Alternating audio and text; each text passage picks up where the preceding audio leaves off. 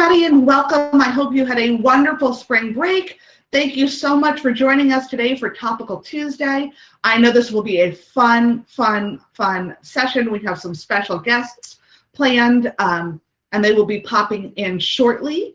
Today we are talking about BAM, and we have Helen Zintek with us. But before I turn it over to Shannon to introduce Helen, please make sure your microphone is muted when you are not speaking. And please use the triangle, circle, square option in Google Meet for questions. I will turn that on so that you can ask questions and I can easily facilitate those questions. And with that, I'm going to turn it over to, I'm going to stop presenting and turn it over to Shannon, who can introduce our guests.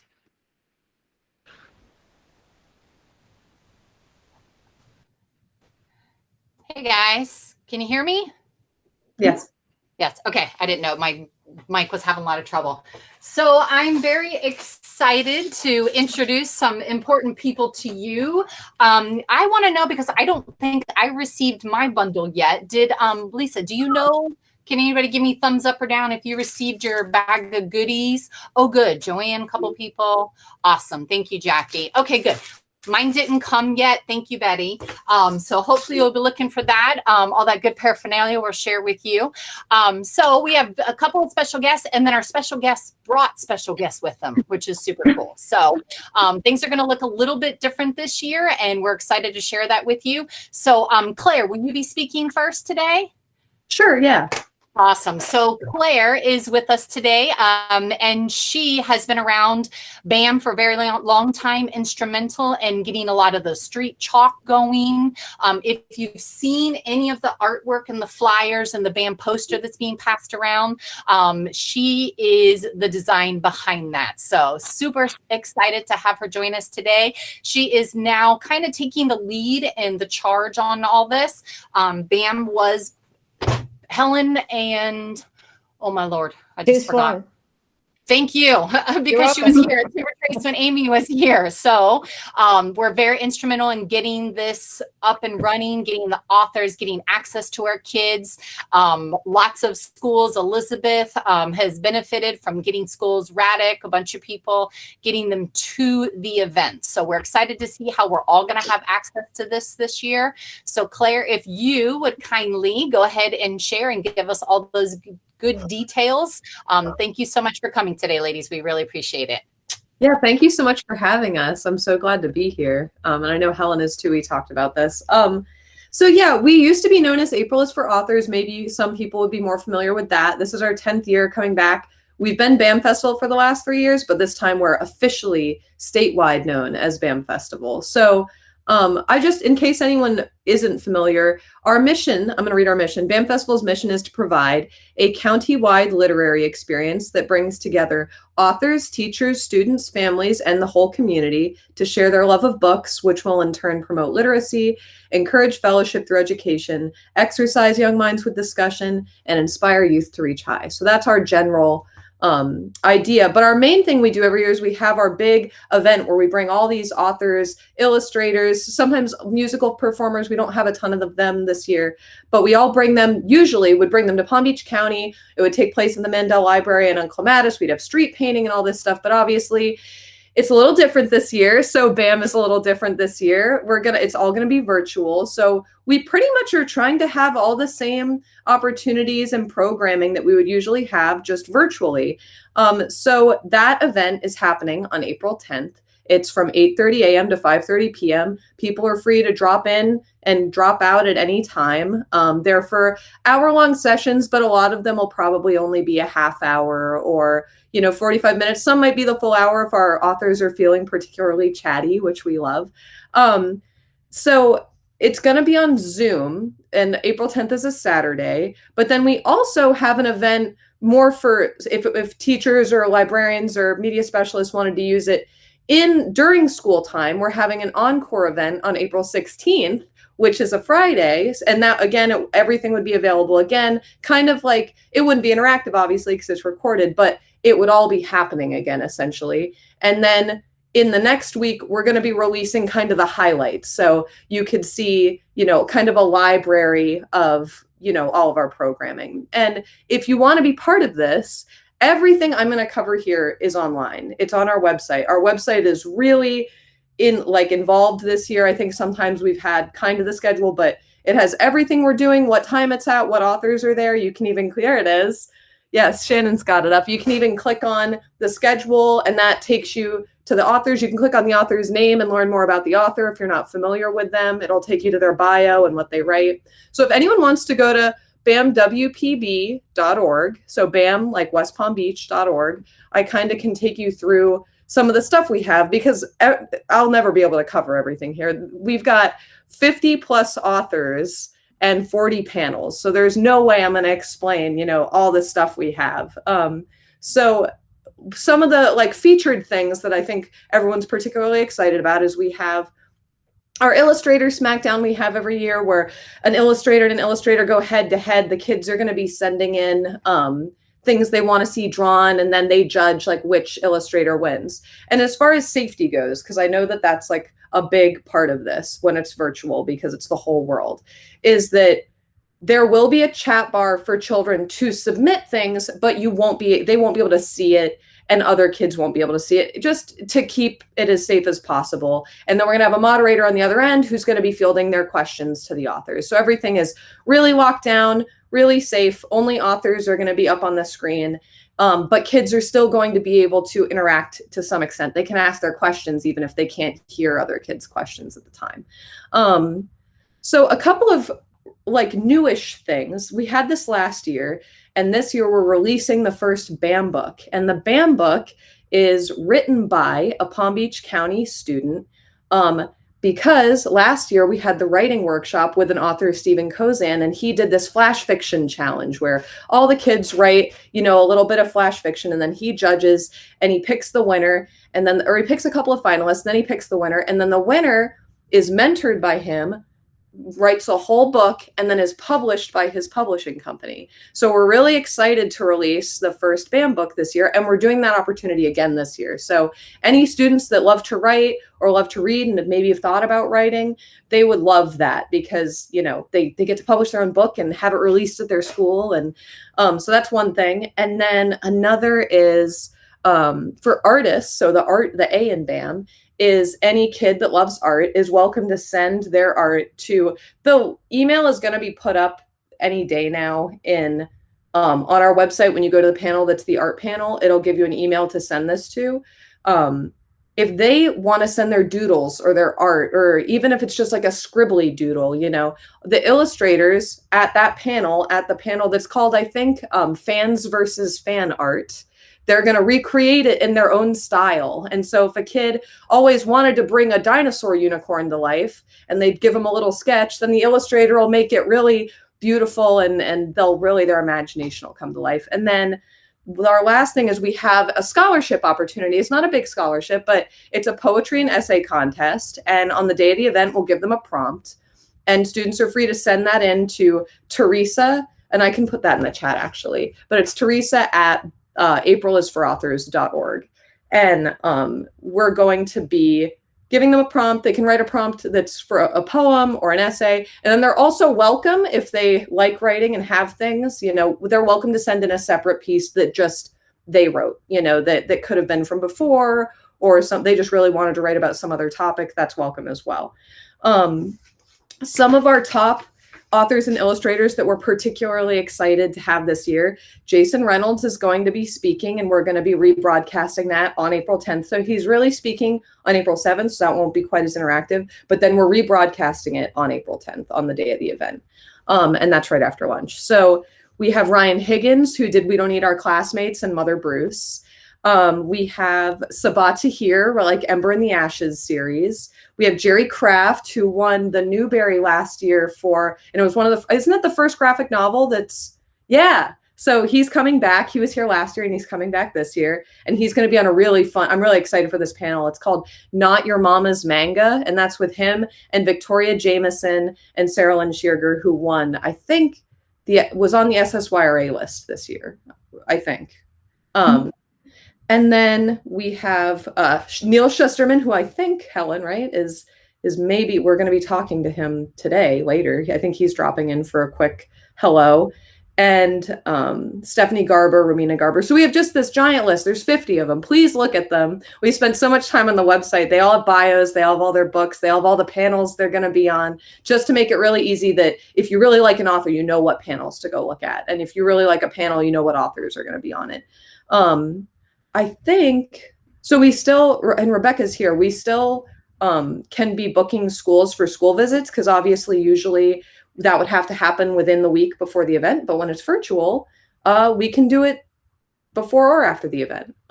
You just have to contact us at bam@aprilisforauthors.org. And I'm going to put, as soon as I'm done talking and when Helen takes over, when Neil comes in, I'll put all these. Oh, maybe Rebecca's doing it. Rebecca might be putting all these emails in the chat bar.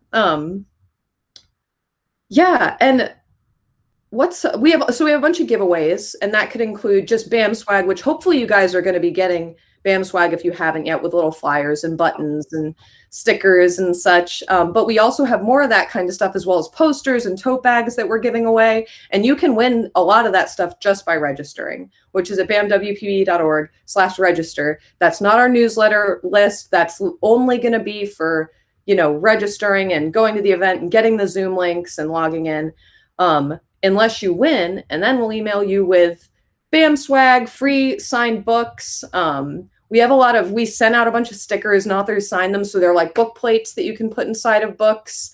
We have a few ARCs of some YA novels. We have two stamped by Jason Reynolds, and a bunch of buttons and things from different authors. So it's a bunch of fun stuff. But my favorite thing that we're giving away is that we're doing meet and greets with authors. So just like you'd usually meet authors at the table and they'd sign your book and say hello, they're not going to be able to physically be there with you, but you could win a meet and greet. We have like limited slots because authors only have so much time, but you would come into this invisible Zoom room. We would email you the link and you'd come into the invisible secret Zoom room. And then we would send you to your own breakout room with an author. And it would just be you and your student or your child or whatever. And our only stipulation is that there has to be someone 18 or under present. It can't be with just an adult. An adult could also be there if there's a child, but there has to be a child 18 or 18 or under. So, yeah, and they could ask whatever questions or whatever secrets they might not be able to get anywhere else, like what projects they're working on, that they'd be able to answer. And I think I've been talking for so long. I hope I haven't been talking too fast. I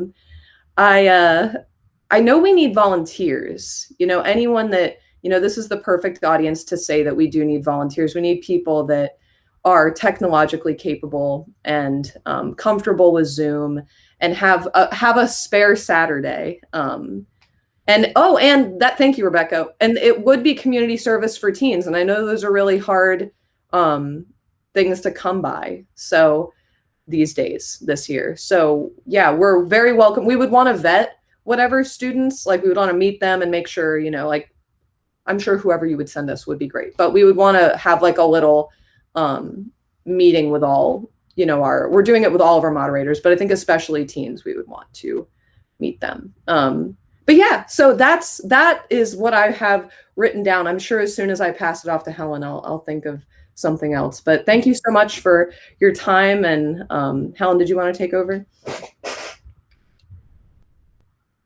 Oh, we can't hear you for some reason. Can anyone hear her? Is that just me? Mm-hmm. No, it's not just you. Helen, did you turn your volume down? You're not muted. Because we heard you earlier. We did. Oh, did you put earbuds in maybe? Weird. She was just talking. She was. And it says she's not muted. Can you hear us, Helen? Not if you can hear us. Oh, okay. How unusual. You might want to log out of the meet and log back in. Sometimes that happens to our students. Yeah.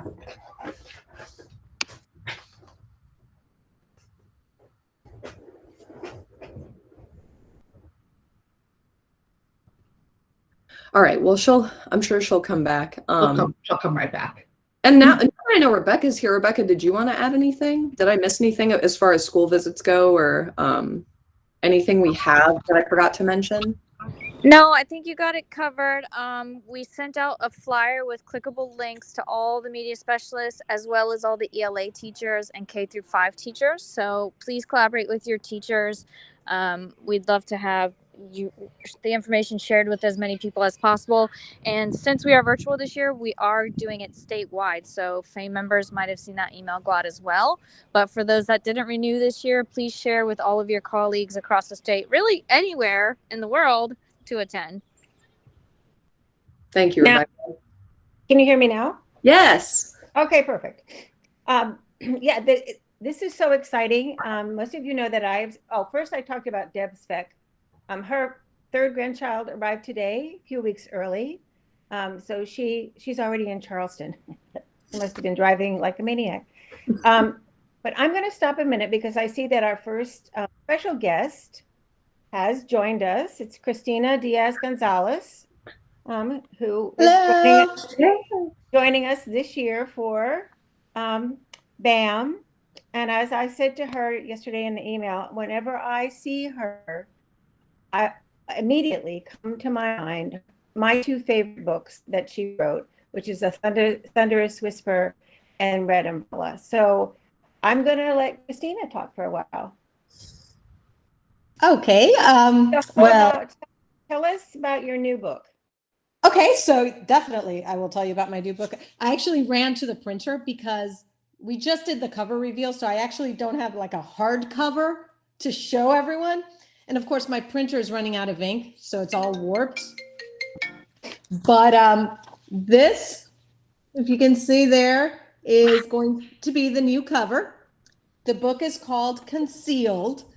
And it's the story of a young girl who believes that she is part of the witness protection program with her parents.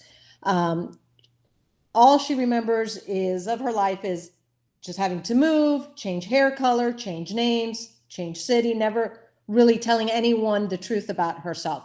In fact, she doesn't know the truth. She really has no real memories since before she was about 10. But this is the only life she knows until she finds out that living this life of lies is the biggest lie of them all. And her parents have been keeping the truth from her. And she discovers she's not in the witness protection program.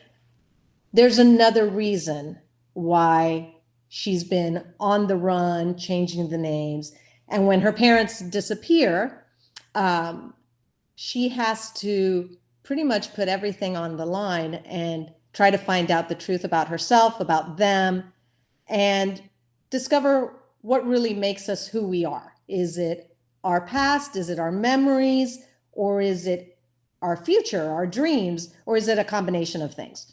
So that's the name of the book, is Concealed. It comes out in October. And again, it's a lot of action, adventure, twists. And without giving too much away, there are scientific elements to the story, as well as it was written before the pandemic, but it actually ties in a little bit. I did a couple of little just revisions to make it a post-pandemic world. So that's the new book. I will give Helen a treat. I'll give all of you guys a treat. Pretty much it has not been formally announced. So I know, you're all really good with secrets. But I will give you a little heads up that as much as Helen loves the Red Umbrella, and people always ask me, is there going to be a sequel? And I've always said, no, it's a standalone book. It's been 10 years. Kind of like the Marvel universe, where it's not necessarily a sequel, but things happen in the same universe and one character might overlap into another film. I have a book coming out next year that will deal, it's kind of like a companion, I would say, to the Red Umbrella.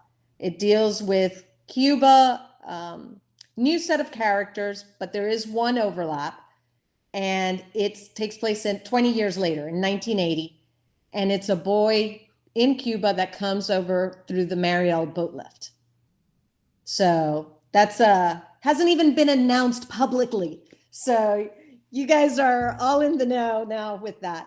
And I know we're here talking about BAM. So I've kind of filled you in a little bit about what I'm doing. A new book in the future.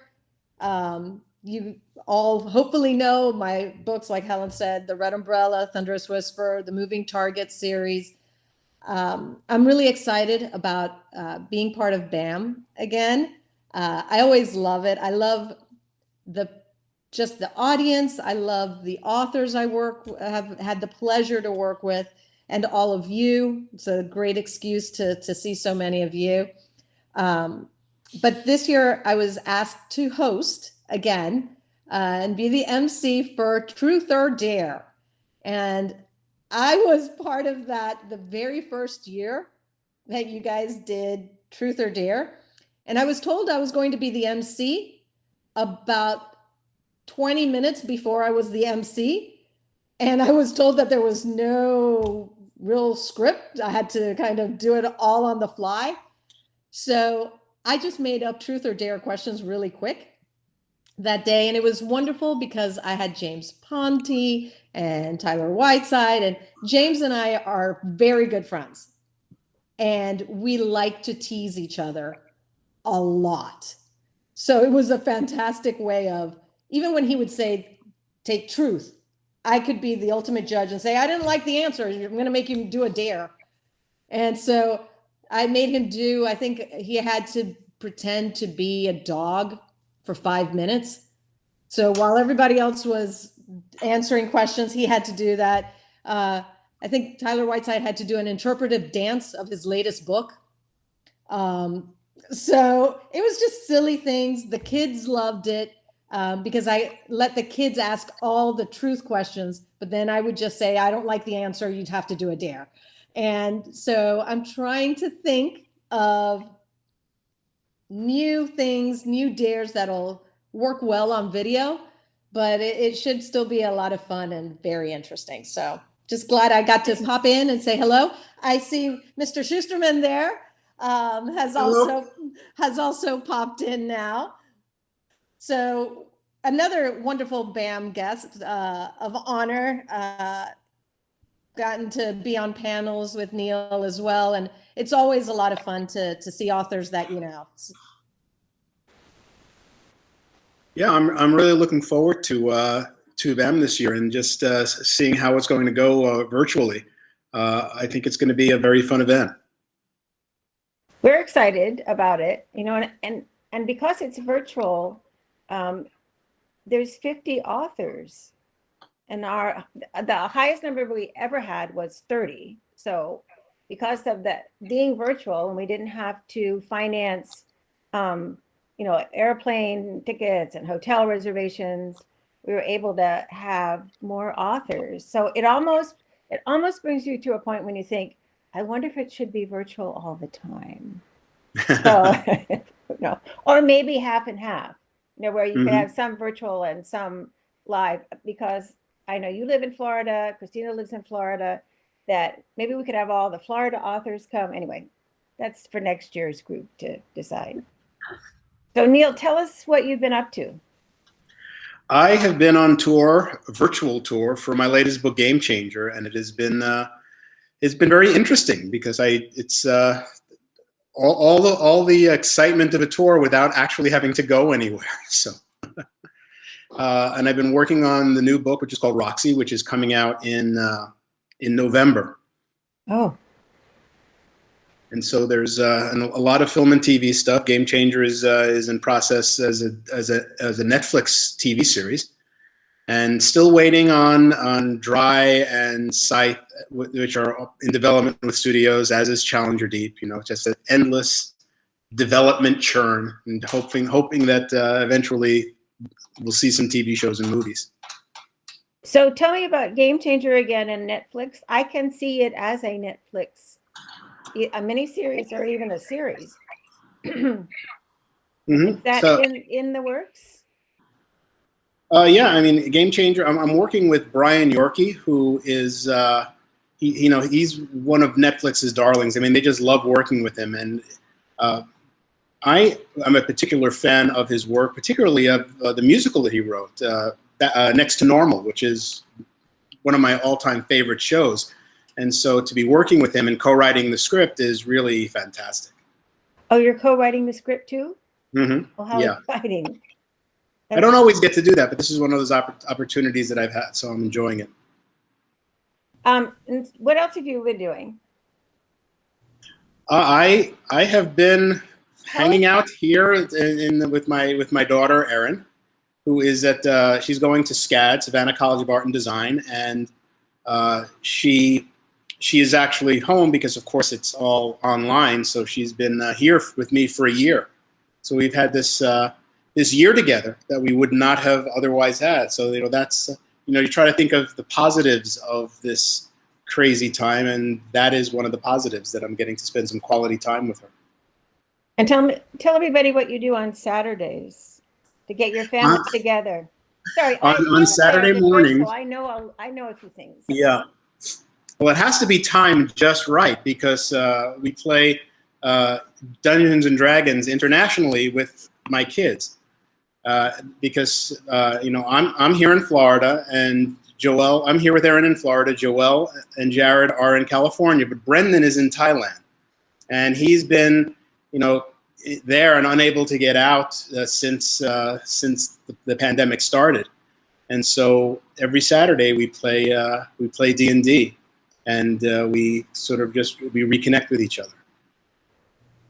And then, Christina, are both of your boys in college? No, actually, one of them graduated from college in May. He graduated but had no graduation. My daughter too. Yeah, so it's one of those things that it happened. So, but he started working. He got a job in Austin, Texas, but it was virtual. So he's been home since graduation, working virtually because why would he, move to a new city, pay rent, do everything when he could be at home? He would just be in his apartment there. So he's stayed home and, saved all his money, and will now probably be moving there in about a month or two. And then the other son is in college. His freshman year took a hard left turn there in last year. But he's still enjoying his college experience. It's the only one he knows. So that's you stay in touch like virtually. He's up in North Carolina, and kind of like, it's not Thailand, but you connect how you can. I text. I'm a little bit of a hovering helicopter mom sometimes, so I don't do just once a week. Mine is like probably once every 2 days we will text each other. I want proof of life. I'm like, just you just have to respond with, hey, love you too, and I'm good. But yeah, it's one of those things. But it's you do try to find the positive in all of this. So, and if I could mention 2 facts about BAM, the first one is you have to register to participate, and you have to be 18 to register. So if your kid's at home on Saturday, or the encore the following Friday at school, then you have to sign on as an adult. And then if you're going to show it on Friday, am I correct? Right? On Friday, then again, you need to register. You only have to register once, but it's important to register. And it's also important that we need volunteers. That was the other thing.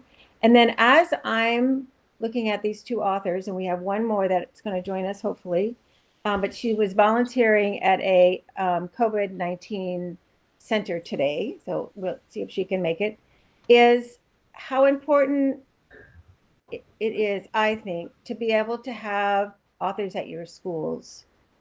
And this year you know, with it being virtual, maybe it's even a little bit more affordable on some cases. Because when you have authors at your school, your kids benefit more than you'll ever know. But you can be a groupie like me or Claire. I can't tell you how pleased I am when I think about how many authors that I know. I feel very important. And that I can call them friends, and I can send them an email and say, hey, do you want to just drop into this meeting on Tuesday afternoon? So I want to thank both of you. You're welcome to stay. You. I don't know if we can ask questions. Lisa? I think you brought up a really good point, Helen, about that with this virtual event, it's virtual, so it's very accessible, but we have to protect the link. So you will not be able to get the link that will allow you to go to the Zoom meeting unless you register on our website. That is really important because it's password protected, and and you'll get all of that in an email. But it's a good point that if you're not registered, you're not going to be at the event. There's just no other way to get there. So, Helen, to answer your question, we certainly can do questions, but I had a couple of technical questions before we get into questions for authors. Okay. Elizabeth is going to have 3 panels set up simultaneously. Is there going to be any problem with her signing into multiple panels at the same time? I have a feeling that is a good question, Elizabeth. It would have to do with your Zoom account. I think there wouldn't be a problem with you going to that many Zoom meetings. That would be fine. It would be more a question of, can your Zoom account handle 3 concurrent meetings?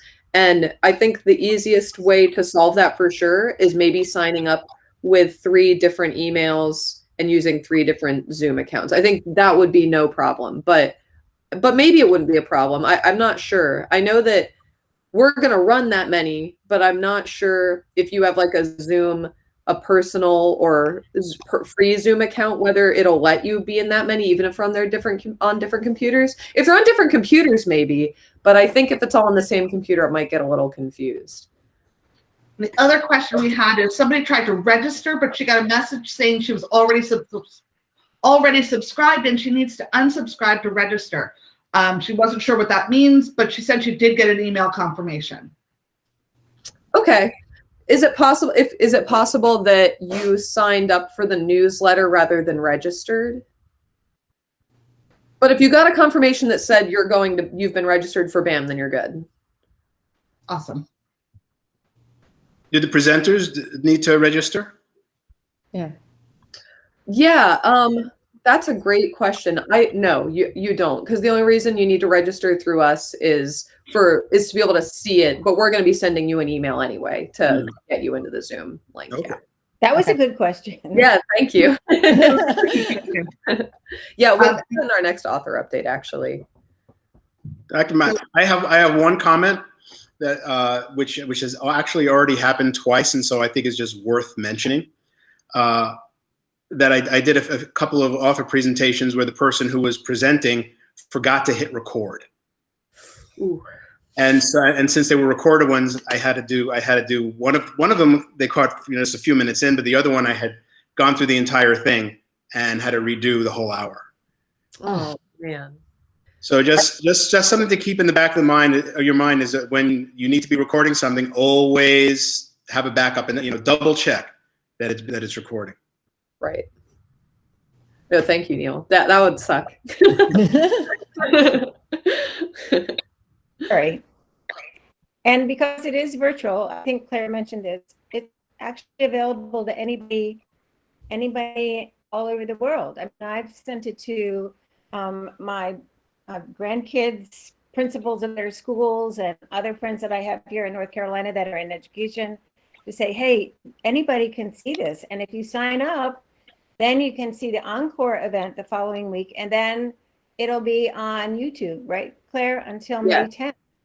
So if you're in the classroom or in a media center, then you can still see this, and then it will disappear after that. But I think it's important for us to try to get the word out. I mean, we could have 4,000 or 5,000 attendees because it's virtual. So get the word out. Important. Are there any assets that you could send that we could use for promoting it online? That's a Claire question. Yeah, we have some flyers and some posters and stuff like that. That one of the flyers is clickable. Like you just click things and it takes you to those websites and register. Yeah, that'd be great. Okay, I'll forward that to you. And do you have any questions? Now, Lisa, do you have a meeting of EMA? We have a board meeting coming up shortly, and we will get all kinds of information out to our EMA members. So do you have any other questions for the authors? Anybody? I don't, but if anyone has a question, feel free to type it in the chat or unmute your microphone and go ahead and ask. One thing that Helen was saying that I think it's really important is that students and adults too just get to see authors. For me personally, I've never met an author or really saw an author in person, let alone virtually, until I was an adult. So even though I was a kid who loved to read and had this secret dream of being a writer, it seemed like it was something other people did. You know, it was like, in my mind, it was, you know, old academics or something that wrote these great stories I love to read, but it wasn't someone that I could relate to. And one of the best things that I think comes across is when students and teachers, I mean, there's so many teachers that tell me that they have a story that they want to put down, even if it's just for personal, like their family story, and they want to write it, it can be a double-edged compliment sometimes, but they're like, after I met you, I feel like anybody could do it. Like I could do it too. Like, you know, you're just like me. So it's that idea of, it's not this far-fetched concept that it's someone that's not relatable, that it's, you know, they meet you and they're like, oh, you act like me, you might sound like me, or you have a history, or we share something in common, whether it's the way we grew up, or, you know, just being, you know, Hispanic, or speaking two languages, or coming from a small town and moving to a big city, or anything that I might talk about, that all of a sudden they feel like, oh, I did that too. And what, wait, you weren't a writer since you were 10? You had other careers? You did other things? And then all of a sudden it kind of gives the person, whether young or old, that confidence of, maybe I can venture into this. And I always say it's not a matter of being published. It's wonderful, obviously, to be a published author, but sometimes it's a matter of just sharing that story, or putting it down on paper, or doing your memoirs, sharing a part of who you are, or your family history. And I think that's the biggest gift as authors that we can give, is that enthusiasm for you to do it. And I agree. Now, I don't have the imagination that Neil Schusterman has, so I don't think that. Not many do. Not many do. Where do you come up with these ideas? But all kids need is somebody to say, "Hey, you're doing a good job, and you want to continue on to do it." And that's what authors do, and they're not. They're just normal people like the rest of us, except their minds work differently. But no, thank you for bringing that up, Christina, because I feel like whenever we do these little presentations, we're missing that abstract part of it. You know, like we can talk about, we do this many visits and this many authors, but realistically, it's that magic moment when you see that light bulb go on in that kid's head. You know, when you see them like look at you, just when you see, like, you're across the room and you look over at a student and they're just looking at this author like adoringly. You know? And yeah, those are the moments, and you get a handful of more than handfuls of them every year, and they're just so special. Yeah, they are, and they even occur virtually. I've hosted so many virtual author visits, and you don't lose anything by doing it virtually. In some ways, it's more intimate, and sometimes even better. So we had a question from Topical at TCS, and then Neil, go ahead. Yeah, thank you. Say that one of the things that I've noticed in all the presentations that I've done is that there are some schools, when I'm doing these presentations, that want you to do a presentation, and I always fight against that, especially when it's virtual. Yeah. Because then it's just a talking head. Then you might as well just be looking at something recorded. I try to make sure it's as interactive as possible, whether it be a sort of an in conversation with where one of the teachers or librarians is interviewing me, or the whole thing is just open to questions from the students that they tap in the chat box or unmute themselves. You know, so there's someone, a teacher who's moderating, calling on people to answer questions. Because I think that really makes it so much better when it is totally interactive like that. Yeah. Yeah. All right, go ahead, Todd. Go ahead and ask your question. Then we have another special guest that just joined us. Okay, great. I'll make it quick. Before class the other day, I was talking with some students, and we always talk books. And two students had read, just recently read a Patrick Ness book, The Knife of Never Letting Go, and how that's become a movie now. Chaos Walking movie was, so I wanted to ask, so the kids asked me, how do some books become movies and other books that are even cooler or better don't become movies? Like, how does that work? And they asked me, and I didn't have a great answer. So Neil sounds like he's got a bunch of irons in the fire, with different possible projects. So how does that process work? It doesn't. Okay. That's a great answer. That's why there are so many books that don't get made. The average is at about 1 out of every 30 books that is optioned to be done as a film or TV show actually ever gets made, for reasons that have nothing to do with the book and everything to do with the studios and who's attached to it and who's not attached to it and who got fired from what studio at any given time. And so, you never know. I've had an entire career where just about all of my books, more than 30 of them, have been under option, and none of them have been made yet. And right now, there's 6 that are in development, and all 6 get made, or none of them can get made. There's no way of knowing, and it's sometimes some authors are just very lucky in that their project falls down the right pachinko slot to get made. Okay, thank you. So Erica's here. Yay. Yay. Oh, yay. Welcome, Erica. So Erica, tell us what you've been doing today. You've got to unmute though, Erica. Hi, Erica. Sorry, I thought I did. I clicked. Hi. Can you guys hear me now? We can. Yes. Excellent. Sorry about that. I was volunteering at a COVID clinic, which was sort of an interesting experience. So yeah, here in DC, we don't have a lot of vaccine, but we have a lot of people who need to be tested. So I was volunteering at a COVID test clinic, like a drive-up clinic. So interesting way to spend your day, not away from the desk. It's sunny out, so I can't complain. So we tell us about some new books that you have.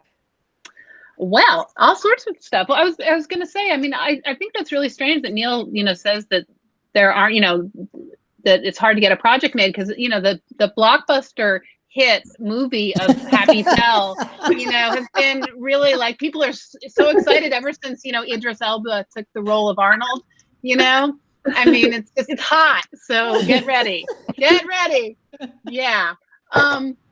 No, what have I been working on? So this year I had a picture book called The Ninth Night of Hanukkah that came out in the winter, which was a lot of fun to share with people. And I've been working a lot on the Truth or Lie series, which there are 4 books out now, the most recent being Inventors, but I've been writing Truth or Lie Dogs and Truth or Lie Cats.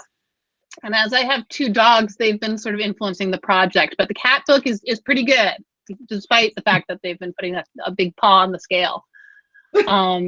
Yeah, and I've been working on all sorts of different stuff, including a lot of drawing. I don't know how many of you guys have been following my strange Instagram exploits, but I have this, in addition to my regular Instagram, I started this thing called ESP Scrawl because I was trying to write every day. I was trying to just kind of start every day writing, and the more the pandemic continued, the more I kept drawing. And I'm not, a trained illustrator, but just particularly every day, instead of a lot of words, a lot of pictures would show up. Some of them are political, I will say, but but they've been a lot of fun. And so I just like, you can go there and check them out. I don't know if anyone's ever going to let me illustrate a book, but I'm hoping maybe someday, because at the moment a lot is falling out of my pen and it's been a lot of fun. So that's what's going on with me. What's going on with you guys? other than BAM coming up, which I'm super psyched about. Exactly. It's going to be fun. Yeah. But Claire, you've done some amazing stuff.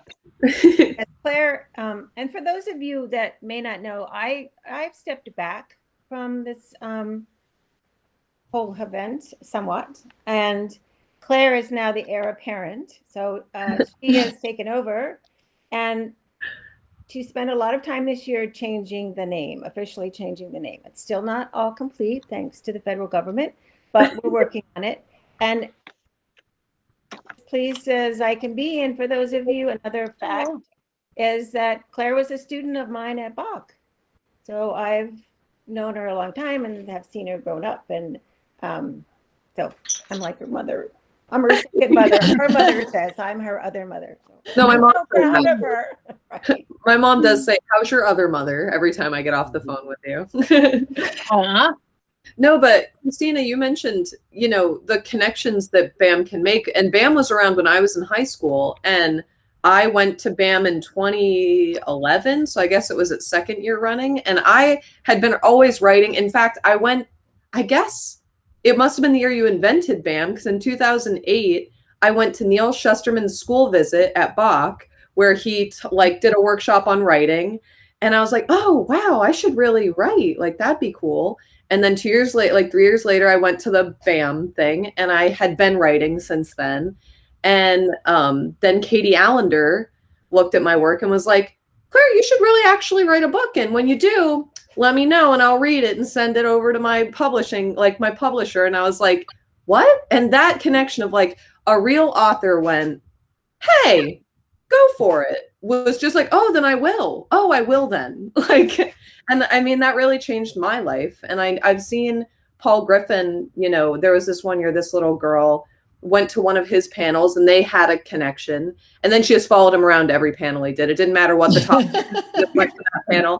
And the whole time she was writing, and he finally said, you know what, hey, what are you writing? And I think it was I'm trying to think of whose kid it was, but it was someone that brought a group of kids. And she was like, oh, here. And it was a poem about her day at BAM. And he said, wow, that's great. Are you a writer? And she went, no, this is my first thing I've ever written for fun other than essays, you know? And he was like, that's great. And at the end of the day, Tyler Whitesides and Jeff Sentner were doing the BAM Slam. And he said, do you want to read your poem up on stage? You know, and she was like, no. And this gaggle of BAM authors just crowded around her, and we're just all patting her on the back and reading her thing, going, no, you should really read it. And she went up there and she read her poem, and this crowd of people cheered and were so impressed by her poem about BAM. And she leapt off the stage and ran back to her 20 authors that had created a little clan, and she just started crying these happy tears. And it was just that was in 2017, I think. And that was a wild experience to be witness to. Anyway, that's just some stories from BAM. And there are lots of stories. There are so many of those. Yeah. So are there any other questions? And I know the authors, I said, just pop in for 5 minutes, and you're still here. So thank you so much. Well, You can't get rid of us. Yeah, it's true. We're vampires. You invite us, we don't leave. Oh, good. Yeah, I was gonna say, this is a little author reunion. Christina, it's nice to see you. I was going to mention, and I'm guessing this is true of other authors, usually when I come down for BAM, I do school visits. And I'm doing a lot of virtual visits, and I'm very happy to sign them up during BAM and during April and whenever. So please reach out to me for that. It's been kind of great. It's not the same. I don't know what you other authors would say. It's not the same as being there in person. I'm not going to pretend it is. But for some kids, it's actually better, because there are kids who are too shy to raise their hand in an auditorium who will type in their message. And you get that one-on-one feel, because I'm sitting here and I'm talking to you. And so I've found that there's some really amazing and surprising upsides to the virtual visit. So I'm putting it out there, and I'm guessing that a lot of the authors will be receptive to that as well. So take advantage of us. We're around. Yeah. And the fact that, we have BAM is on Saturday, the 10th, and then there's that encore on the 16th, and then it will still be available till May 10th. You don't necessarily have to have an author visit before BAM or right after it. And you could let your kids look at it and then send an email, and maybe the person that they would like to hear in the classroom can do a virtual visit. There's lots of opportunities before, and then many more after, I think, this year. Another reason to think about maybe doing it virtual again. So, worked out really well. Don't be afraid to have those virtual visits. Magic happens during those too, really. I think so. I think it's been hard, though, to have virtual visits. I mean, I'm in an area that they don't know me from anybody, and I have been trying to slowly break into some of the, literally break it, try to reach out to schools to book author visits, and it's hard. And I don't know if it's just because that culture isn't there or because it's, this particular year, but I'm going to keep trying to make sure that they know how important it is. I do have Victoria Jamison coming to an elementary school next week, actually. And I'm thrilled with that. I'm glad I could give that idea to that teacher and say, go ahead and invite her. Why not? So, any other questions? Oh, I saw someone asked if they could get the flyer. If I share that with you, Lisa, or I can post it in the chat, either way. You can post it in the chat, but if you share it with me, I will make sure that I send it out to all media specialists so they have the clickable flyer. That way they can share it with their whole staff. Awesome, thank you. And I do think that BAM gives a very distinct opportunity, other than the typical school visit, where some people might be like, oh, well, I'll go to BAM instead of the school visit, or I'll do a school visit instead of BAM. And it's really almost two different things, because the school visit, you're just talking about, let's say, your books or your processing, it's more of a one-on-one about you. But at BAM, I think one of the great things is you're sharing the stage with different authors. Sometimes it's, longtime friends, other times you've never met this other author, and you just see different chemistry. You see a lot of, some panels I'm sure will be more serious and much more just literary perhaps. And then there's going to be other panels like Truth or Dare, which is just going to be silly and seeing another side of the author while getting little, hints about the book or different things, but mainly it's just seeing the authors in a different light. And I think that's the great thing about BAM and literary festivals everywhere, is that you do get this mix of authors in one room or on one virtual room, talking to each other as well as talking to the audience. No, I agree. And I think that it also, especially this year for us, that we were able to have two musical events. One is Emily Arrow, and I think hers is pre-taped. Is that correct, Claire? Say that again? Emily Arrow is pre-taped? No. Oh, good. No, she'll be there. And then Randy Preston that we had last year, he's also will be around. So those are options for something a little bit different than the written word. To have the written word sung is fun. Yeah. Randy and Emily both have like their own show going on, kind of. Any other questions? No? I'm really excited about the Truth or Dare panel, Christina. We've literally just tried to recreate what you created since that year. We've just been, when we're like doing it again, we're like, wait, what did Christina do? We have to, someone email Christina. We have to know what she did. Like, and honestly, I don't even remember. Like I said, it was 15 minutes of planning while I was signing some books. Somebody, I was like, let me look up some good Truth or Dare questions on my phone. But it just worked out. I think it was also a testament to the other authors who were willing to go along with any silly thing I made them do. And that idea, it wasn't original on our part. That came from Y'all Fest, where they do the same thing. they have audience participation as well, which is kind of fun to do. Which might be a little hard this year, but that's something that we borrowed that idea from them. And but Christina just had the whole auditorium, the chamber of Palm Beach at the city, just howling, just all the kids were screaming. You walked in and were like, "Oh gosh!" It's so much fun. It is. Well, if no one has any other questions, Lisa, I am going to wrap it up. I just want to say thank you to Neil and Christina and Erica for stopping by. We are so grateful for your time and for you coming and chatting with our media specialists. We always love to see authors. Our next session is April 6th. We are going to be talking advocacy with Carrie Friday from Brevard. I hope you will join us for that as well. It's a huge part of what we do. And have a great rest of your afternoon. Bye, everybody. Thank you for joining us.